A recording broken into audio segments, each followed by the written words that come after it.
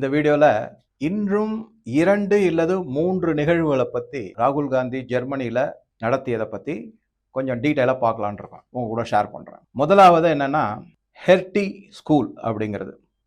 இந்த ஹெர்டி ஸ்கூல் அப்படிங்கிறது வந்து என்ன அப்படின்னா, அது ஒரு ஸ்கூல் மாதிரி ஒரு அகாடமி இன்ஸ்டிடியூட்னு வச்சுக்கலாமே. இது வந்து 2021ல இருந்து ocean OSUN open society university network அப்படிங்கிற எப்பவுமே இந்த ஓப்பன் சொசைட்டி அப்படின்னாலே அது ஓப்பன் சொசைட்டி ஃபவுண்டேஷன் அப்படின்னு வச்சுக்கோங்க. அந்த ஓப்பன் சொசைட்டி ஃபவுண்டேஷன் யாரோடது அப்படின்னு பார்த்தீங்கன்னா ஜார்ஜ் சோரோஸ் அவருடைய. அவர் தான் வந்து இந்த ஓப்பன் சொசைட்டி ஃபவுண்டேஷனுக்கு சேர்மன். அவர் தான் எல்லா விதமான ஃபண்டிங்னு சொல்லக்கூடிய நிதி உதவிகளை கொடுத்துக்கிட்டு வரவர். கேட்கலாம், ஒரு நிமிஷம் நமக்கே சந்தேகம் வரும், சரி இவ்வளவு பணம் millions and billions of dollars செலவு பண்ணிக்கிட்டே இருக்காரு, இவருக்கு எங்கே அந்த பணம் வருது அப்படின்னா, இவர் ஒரு பெரிய இன்வெஸ்டர், பங்கு மார்க்கெட்ல நிறைய சம்பாதிக்கிறாரு, பல கம்பெனிகள்ல முதலீடு செஞ்சிருக்காரு. ஆனா அந்த பணம் எல்லாமே ரொம்ப சொற்பம். இவருக்கு மிகப்பெரிய அளவுல வரக்கூடிய பணம் எங்கேருந்து வருதுன்னா போதைப் பொருள். இதை வந்து இந்த மணிப்பூரை பத்திய டிஸ்கஷன் போது 2-3 வீடியோல போட்ட போது நான் சொல்லியிருக்கேன் உங்ககிட்ட, அவர் வந்து போதைப் பொருள் மூலமாகத்தான் மிகப்பெரிய அளவுல பணம் சம்பாதிக்கிறார். மெக்சிகோ, அதுக்கப்புறம் கொலம்பியா, இந்த நாடு, அதுக்கப்புறம் இப்ப வெனிசுவேலாவும் அடிக்கடி அதை பத்தி பேசுறாங்க. அது எந்த அளவுக்குன்றது நம்ம உள்ள போக வேண்டாம், பட் இங்கெல்லாம் இருக்கு. சரி, மணிப்பூருக்கு என்ன கனெக்ஷன் அப்படிங்கன்னா, மணிப்பூர்ல வந்து ஹில் ஏரியால இருக்கிறவங்க, அதாவது 2 ஹில்லு 1 வேலி. வேலியில இருக்கிறவங்க எல்லாம் மெய்த்தி, அவங்க எல்லாம் ஹிந்துஸ். ஹில்ல இருக்கிறவங்க வந்து இது குக்கீஸ், அவங்க வந்து கிறிஸ்தவ மதத்தை சார்ந்தவங்க. இந்த குக்கீஸ் எல்லாம் ஆங்கிலேயர் காலத்துல மத மாற்றம் செய்யப்பட்டவர்கள். அந்த நிறைய மிஷனரிஸனுடைய இது அமைப்புகள் அங்க இருக்கு. அவங்க வந்து போதைப் பொருள் உற்பத்தியை, அதாவது கல்டிவேஷன், அக்ரிகல்ச்சரை ரொம்ப ஆதரிக்கிறாங்க. அதுல வந்து இந்த ஜார்ஜ் சோரோஸ் அதுல ஈடுபட்டு இருக்காரு. அதனாலதான் அவருக்கு வந்து இந்தியாவை எப்படியாவது கையகப்படுது. தனக்கு தோதான ஆட்சி இருந்ததுன்னா தன்னுடைய நடவடிக்கைகள் எல்லாமே சுதந்திரமா நடத்த முடியும் அப்படிங்கிறது. இதை தவிர பலவிதமான தகாத தொழில்கள் இல்லாம அவர் செஞ்சுக்கிட்டு இருக்காரு. அவரை வந்து சாதாரணமா எல்லாருமே என்ன சொல்றாங்கன்னா, அவர் ஒரு பர்வர்டட் மேன், அதாவது குறிப்பா இந்தியாவிற்கு எதிராக செயல்படக்கூடிய நபர் அவர். சோ இந்த ஹெர்டிக் ஸ்கூல் அந்த ஓசனுக்கு கீழே வருதுங்க 2021ல இருந்து. சரி, என்ன பிரச்சனை? ஹெர்டி ஸ்கூல், இந்த ஸ்கூல்ல தான் ராகுல் காந்தி ஒரு சொற்பொழிவு ஆற்றிட்டு வந்திருக்காரு. அங்க இந்த ஹெர்டிக் ஸ்கூல்ல இருக்கக்கூடிய மிக மிக முக்கியமான நபர்னா கார்னேலியா வோல் அப்படிங்கிறவங்க. இவங்களோட சேர்ந்து போட்டோ எடுத்ததெல்லாம் தைரியமா சமூக வலைதளங்கள்லயே வெளியில வந்துருச்சு. அவரும் பதிவிட்டு இருக்காரு. அதை வந்து இங்க இருக்கிற காங்கிரஸினுடைய தொண்டர்களும் அந்த கட்சிக்காரங்களும் ஏதோ பெருமையா பேசிக்கிட்டு இருக்காங்க. ஆனா உள்ள இருக்கிறது எல்லாமே இந்தியாவிற்கு எதிராக செயல்படக்கூடியவர்கள். இதுல என்ன பிரச்சனை அப்படின்னா, இந்த மாதிரி மீட்டிங் எல்லாத்துலயுமே நீங்க பாத்தீங்கன்னா, அமெரிக்காவின் உளவுத்துறையிலிருந்து பாகிஸ்தான், இந்தியாவுக்கு எதிராக இருக்கக்கூடிய சில நபர்கள், அது தவிர பாகிஸ்தான் உளவு ஸ்தாபனங்கள், அவங்க எல்லாருமே இதுல வந்து பார்ட்டிசிபேட் பண்ணுவாங்க, பங்கெடுப்பாங்க. அவங்களோட சேர்ந்து இவங்க உரையாடுவாங்க. அந்த மாதிரி உரையாடும் போது என்ன சொல்லியிருக்காருன்னா, இந்தியாவை பத்தி கேவலமா, வழக்கம் போல நான் முன்னாடி நிறைய சொல்லிட்டேன், அதை அப்படியே ஒரு தரம் உங்க மைண்ட்ல ரீவைண்ட் பண்ணிக்கங்க, ரீப்ளே பண்ணிக்கங்க, அதை எல்லாத்தையும் சொல்லி இது பண்ணிட்டாங்க. ஸோ இது ஒரு முக்கியமான நிகழ்வு நடந்திருக்கு ஹெர்டிக் ஸ்கூல்ல. போட்டோ கிட்ட எல்லாம் வந்திருக்கு. இப்போ எல்லாருமே அதை பத்தி பேசுறாங்க. அதாவது சமூக வலைதளங்கள்ல நிறைய பேர் அதை பத்தி பதிவுகள்லாம் போடுறாங்க, கேட்டிருக்காங்க. என்ன காரணம்? அதுதான், ஜார்ஜ் சோரோஸ் இந்தியாவுக்கு என்ன சம்பந்தம் அப்படின்னா போதைப் பொருள் தான், வேற ஒன்றும் கிடையாது. இந்தியாவை சீர்குலைக்கணும், அது வளர விடக்கூடாது. சரி, அடுத்ததா இன்னொரு மிக மிக முக்கியமான இது எது அப்படின்னு பாத்தீங்கன்னா, FES அப்படின்னு சொல்லக்கூடிய ஒரு அமைப்பு, ஃப்ரெட்ரிக் எஃபர்ட் ஸ்டிஃப் டங் அப்படிங்கிறது. ஃப்ரெட்ரிக் எஃபர்ட் ஸ்டிஃப் டங் அப்படின்னு ஒரு FES அப்படிங்கிற ஒரு அமைப்பையும் போய் பார்த்துருக்காரு. அங்க வந்து என்னன்னா ரவுண்ட் டேபிள் மீட்டிங்னு ஒண்ணு, பல அதிகாரிகள் இருக்காங்க. அதுல எல்லாம் சர்க்கிள் பண்ணி நான் வச்சிருக்கேன், நான் அந்த போட்டோ காமிக்க பாருங்க. அதுல இருக்கிறவங்க வந்து பல பேர் இந்தியாவிற்கு எதிராக செயல்படக்கூடிய நபர்கள். ஐ திங்க் அந்த மீட்டிங்ல வந்து சாம் பிட்ரோட கூட அந்த மீட்டிங் அட்டன் பண்ணாரு அப்படிங்கிற மாதிரி எனக்கு பட்டுது. பார்க்கலாம். இந்த FES வந்து ஒரு 100 ஆண்டு பழமையான நிறுவனம், ஒரு அமைப்பு. இது இவங்க வந்து ஜெர்மன் திங்க் டேங்க்னு சொல்லிக்கிட்டு பல நடவடிக்கைகள்ல ஈடுபட்டு இருக்காங்க. எந்தெந்த மாதிரி நடவடிக்கைன்னா, 2 முக்கியமான பிளாட்ஃபார்ம்னு சொல்லுவாங்க. ஒன்று வந்து சோசியலிசம், சமூக நலன் அப்படிங்கிறது. இன்னொன்னு வந்து சோசியலிசம் இல்ல சமூகம் சார்ந்த அமைப்பு. இன்னொன்னு வந்து என்னன்னா ஜனநாயகம், மக்களாட்சி. இதுல ரொம்ப முனைப்பா இருப்பேன். எங்கெல்லாம் இது இல்லையோ நாங்க அங்க போய் இதை ஸ்தாபிப்போம், இதை முன்னெடுத்து செய்வோம் அப்படிங்கறத உங்களுடைய குறிக்கோளா. இதுக்கு அடுத்தது என்ன அப்படின்னா, இந்த FES தளத்துல நீங்க போய் பாத்தீங்கன்னா, Open Society one of the main member and contributor அப்படின்னு போட்டிருக்கோம். நீங்க பார்க்கலாம். அந்த FES. இது வந்து ஜெர்மன் நேம்ல இருக்கிறது, ஃப்ரெட்ரிக் எபர்ட் ஸ்டிஃப்டங் அப்படிங்கிறது ஃபுல் பேர். அது அந்த தளத்துல ஓப்பன் சொசைட்டி ஃபவுண்டேஷன் முக்கியமான மெம்பர் தவிர கான்ட்ரிபியூட்டர். அப்ப ஓப்பன் சொசைட்டி ஃபவுண்டேஷன் யாரோடது? ஜார்ஜ் சோரோஸோட. இப்படி வந்துருச்சுங்களா? ஸோ இவங்க வந்து எதனால இவங்க இந்தியாவுக்கு எதிராக அப்படின்னு சொல்லணும்னா, இந்தியாவில் இந்த பசு வதை தடுப்பு சட்டம்லாம் இருக்கு, மத்தியிலும் இருக்கு, பல மாநிலங்கள்லயும் சட்டப்படி அது இருக்கு. சில காலத்துக்கு முன்னாடி சிறுபான்மை இனத்தை சேர்ந்தவங்க வந்து இந்துக்கள் மீது ஒரு தாக்குதல் நடத்தணும், எதையாவது கிளப்பி விட்டு இங்க ஒரு பதட்ட சூழ்நிலையை உருவாக்கணுங்கிறதுக்காக வெளிப்படையா பசு கடத்துறது, அதை கொல்றது, இது மாதிரிலாம் செஞ்சுட்டு இருந்தாங்க. அப்ப சில பேர் வந்து இந்த இந்து மதத்தை சார்ந்தவங்க இது மாதிரி செய்யாதீங்க அப்படின்னு சொல்லி பார்த்தாங்க.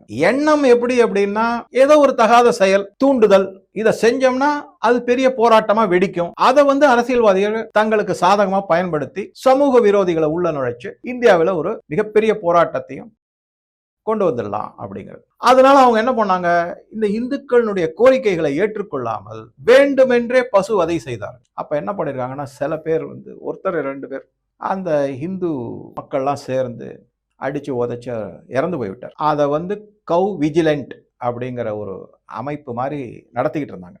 பசுவை கடத்தக்கூடாது, பசு வதை செய்யக்கூடாது, அந்த மாதிரி செய்யற யாரு செஞ்சாலும் அதுல வந்து குறிப்பா யாரு செய்ய போறாங்க, சிறுபான்மையர் தான் அதை செஞ்சுக்கிட்டு இருந்தாங்க. அதனால அந்த கவ் விஜிலண்ட பத்தி பல விதமான பரப்புரைகளை இந்த FES செஞ்சிருக்காங்க ஆச்சுங்களா. இதை தவிர மோதிய ஒரு பாரத பிரதமர், மக்களால் ஜனநாயக முறையில் தேர்ந்தெடுக்கப்பட்ட ஒரு பிரதமர், அவரை பத்தி மிக மிக கீழ்த்தரமாக தவறாக சித்தரிச்சிருக்காங்க. எந்த மாதிரி அப்படின்னு பாத்தீங்கன்னா, இஸ் a டிக்டேட்டர், ஓகே, அதுக்கப்புறம் வந்து ஒரு அத்தாரிட்டேரியன் ரெஜிம் நடத்திக்கிட்டு வர்றாரு, தான்றோண்டித்தனமான தான் வைத்ததுதான் சட்டம் என்று இந்திய அரசியல் அமைப்பு சட்டத்தை மதிக்காமல் தான் கையில் எடுக்கிற நடவடிக்கைகள் தான் சரியானதுன்னு சட்டத்தை மீறி பல செயல்களில் ஈடுபட்டு இருக்காரு அப்படின்னு அங்க அந்த மாதிரி செய்யும் போது சிறுபான்மையருக்கு இது மிகப்பெரிய ஆபத்து, அவர்களால நிம்மதியா இந்திய நாட்டில் வாழ முடியல. இந்த மாதிரி பரப்புரைகள் பலதையும் இந்த FES செஞ்சிருக்கு.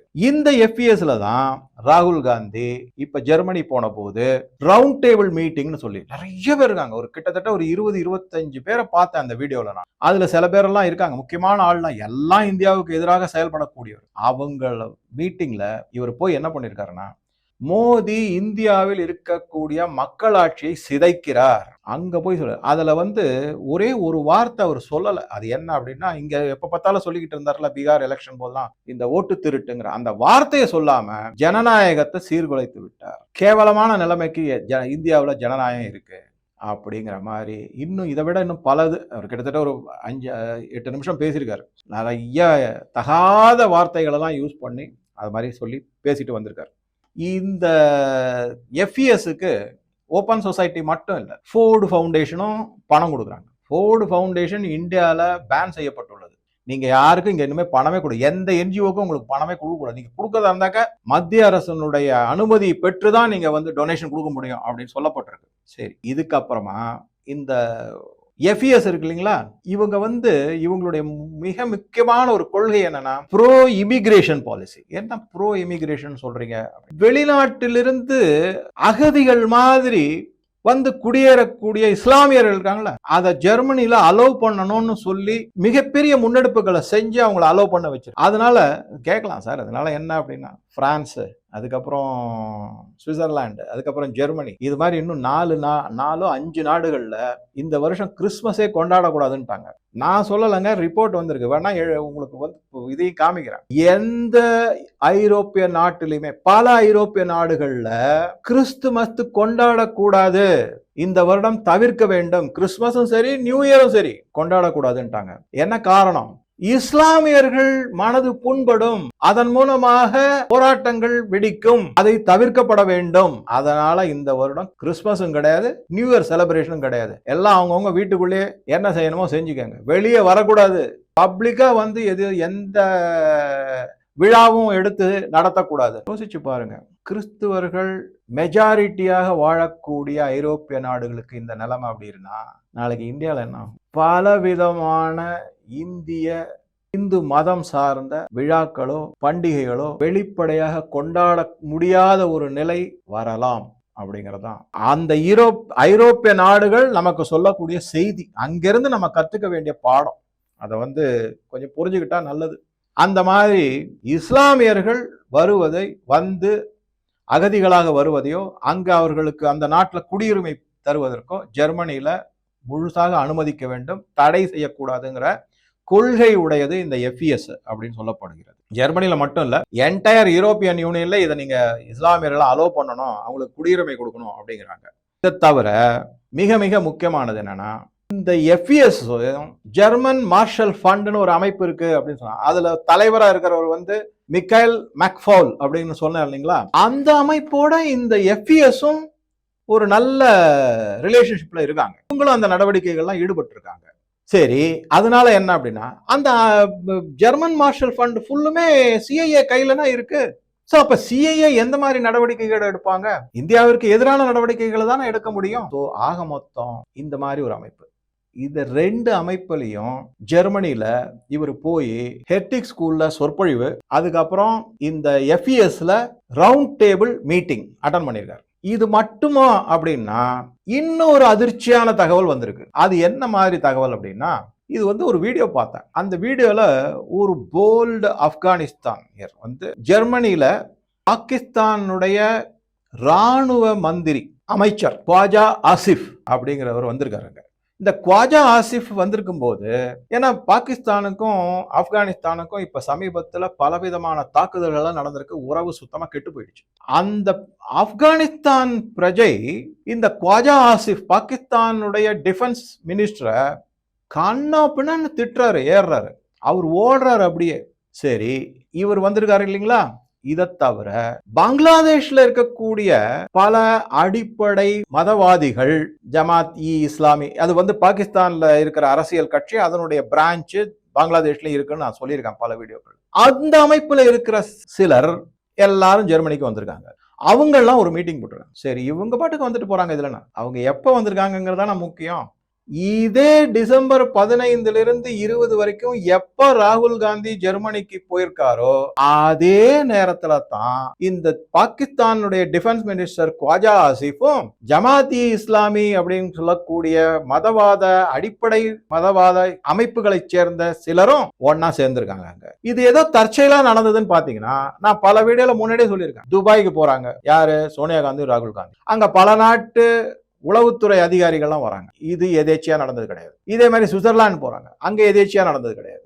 அமெரிக்காவுக்கு போறாங்க, எதேச்சியா நடந்தது கிடையாது. எப்படி எல்லாமே இவங்க ராகுல் காந்தியோ இல்ல பிரியங்கா வாத்ராவோ இல்ல சோனியா காந்தியோ வெளிநாட்டுக்கு போகும்போது மற்ற நாட்டுல இருக்கிறவங்களும் அங்க வருவாங்க. கரெக்டா அவங்களும் எப்படி வருவாங்க? இது எல்லாமே ஏற்கனவே நன்றாக திட்டமிட்டு இந்த மாதிரி ஒரு மீட்டிங் நடக்கணும்னு ஏற்பாடு செய்யப்பட்டது. அந்த மாதிரி மீட்டிங்ல தான் இந்த ராகுல் காந்தி போய் பேசி அடுத்தது என்ன டூல் கிட்ட கொண்டு வர போறாரோ, எப்படி கொண்டு வர போறாரோ அப்படிங்கிறது வந்திருக்கு. ஸோ ஒரு சந்தேகம் இருந்துகிட்டு தான் இருக்கு. டூல் கிட்டு வரும் அப்படிங்கிற ஒரு எதிர்பார்ப்புல இந்திய அரசும் பார்த்துக்கிட்டு உட்கார்ந்துருக்காங்க. நானும் வெயிட் பண்ணிட்டு இருக்கேன், என்ன மாதிரி டூல் கிட் வரலாம்னு. அதை எப்படி இவங்க கொண்டு போறாங்க அப்படிங்கிறதையும் பார்க்கணும். இந்திய நாட்டுக்கு எதிராக ஒரு வெட்கக்கேடான, அதுவும் ஒரு அருவருக்கத்தக்க முறையில் இந்த ராகுல் காந்தி பல சதித்திட்டங்களை வெளிநாட்டில் போய் முன்னெடுத்து அதில் ஈடுபட்டு வருகிறார். ஆனால் நம்ம திருப்பி கேட்கணும், ஏன் அவரை அரெஸ்ட் பண்ண முடியல? அதற்கான காரணங்கள் திருப்பி நான் சொல்கிறேன், நிறைய காரணங்கள் இருக்குது. சடுதியில் எதையும் செய்ய முடியாது. தயவு செஞ்சு புரிஞ்சுக்கங்க, மக்கள் தான் இவங்களை ஓட்டு மூலமாக தண்டனை கொடுக்க வேண்டும், வேற வழி கிடையவே கிடையாது அப்படிங்கிறது தான் நிதர்சனமான உண்மை. வேற எந்த வழியில செஞ்சாலும் அவங்க திரும்பி வந்துருவாங்க, ஆட்சிக்கு வந்துருவாங்க. அவங்கள ஆட்சியில உட்கார விடாம இருக்கிறது தான் நம்ம செய்யக்கூடிய, இந்த நாட்டுக்கு நம்ம செய்யக்கூடிய ஒரு உபகாரம் அப்படின்னு பார்க்கணும். நம்ம ஆட்சியில அமர்ந்துட்டாங்கன்னா கடந்த 10 ஆண்டுகள்ல என்னென்னலாம் வளர்ச்சிகள் நடந்ததோ அத்தனையும் அப்படியே ரிவர்ஸ் பண்ணிடுவாங்க, குட்டிச்சோறு ஆயிடும்ங்கிறது உண்மை. ராகுல் காந்தி எப்படி ஜெர்மனிக்கு 15ஆம் தேதியிலேருந்து 20ஆம் தேதி வரைக்கும் போயிட்டு பல இந்தியாவிற்கு எதிரான நடவடிக்கைகள்லாம் எடுத்துட்டு பல இடத்துல இந்தியாவை குறை கூறி தரக்குறைவாக பேசிவிட்டு வந்திருக்காரோ, எந்தெந்த டூல் கிட்ட எப்போ கொண்டு வர போறாங்கிறத பற்றி நம்ம யோசிச்சுக்கிட்டு இருக்கிற டயத்தில் அவருடைய சகோதரி பிரியங்கா வாத்ரா ராகுல் காந்தி இந்தியா திரும்பின உடனே பிரியங்கா வாத்ரா அமெரிக்காவுக்கு போயிருக்காங்க. அவங்க அங்க யார் யாரெல்லாம் சந்திக்க போறாங்க? ஜார்ஜ் சொரோஸுடைய நேரடியாவே சந்திக்க போறாங்களா? சாம் பிட்ரோடா என்ன செய்ய போறாரு? அவங்க எந்தெந்த மாதிரி டூல் கிட்ட கொண்டு வர போறாங்க? அவங்க பிரியங்கா வாத்ரா எந்தெந்த மாதிரி இந்தியாவுக்கு எதிரான நடவடிக்கைகளை ஈடுபட போறாங்க அப்படிங்கிறதையும் பல செய்திகள் வந்திருக்கு. அதையும் பார்ப்போம் நம்ம. பல தகவல்களை இந்த 2-3 வீடியோல ராகுல் காந்தியினுடைய ஜெர்மனி விசிட் மிகப்பெரிய ஒரு சலசலப்பையும் ஒரு அவநம்பிக்கையும் ஒரு அதிர்ச்சியும் மக்களுக்கு ஏற்படுத்திருக்கு, இந்திய மக்களுக்குங்கிறது தவிர்க்க முடியாத உண்மை. ஸோ உங்க கருத்துக்களை பதிவிடவும். நன்றி, வணக்கம்.